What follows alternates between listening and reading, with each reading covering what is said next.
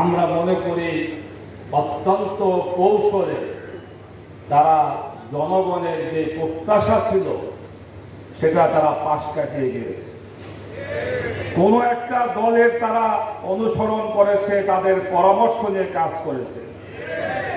জুলাই ঘোষণাপত্রে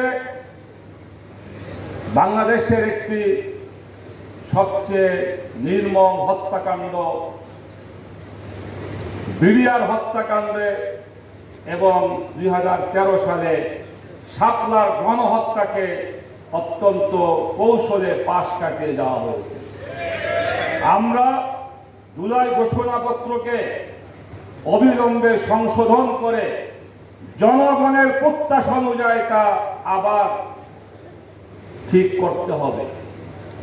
দ্বিতীয় বিষয় হল জুলাই সনদ।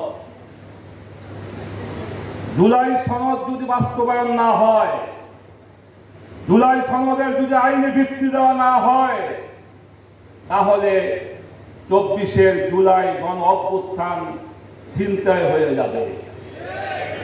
পরিষ্কার কথা, আমরা অতীতেও দেখেছি 71 সালে আমরা যুদ্ধে বিজয় লাভ করেছি, কিন্তু ওই সময় আমাদের পার্শ্ববর্তী একটা দেশের চক্রান্তে আমাদের বিজয়কে ছিনতাই করে দেওয়া হয়েছে। আজকে আমরা লক্ষ্য করেছি বর্তমান এই সরকারের মাধ্যমে কোন একটি কুচক্রী মহল 24 জুলাই বিপ্লবের আমাদের বিজয়কে ছিনতাই করার চেষ্টা করতেছে। পরিষ্কার বলি, ডক্টর ইউনূস সাহেব, আপনি জুলাই বিপ্লবের, জুলাই শহীদদের রক্তের উপরে আজকে আপনি দেশের চিফ অ্যাডভাইজার হয়েছেন, আপনি সরকারে আছেন।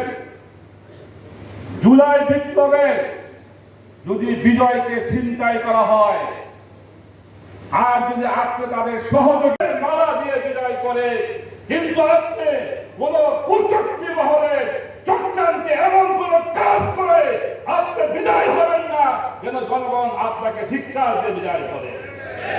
তাই আমি অবিলম্বে আগামী জাতীয় নির্বাচন জুলাই সনদের ভিত্তিতে হোক, এই প্রত্যাশা ব্যক্ত করে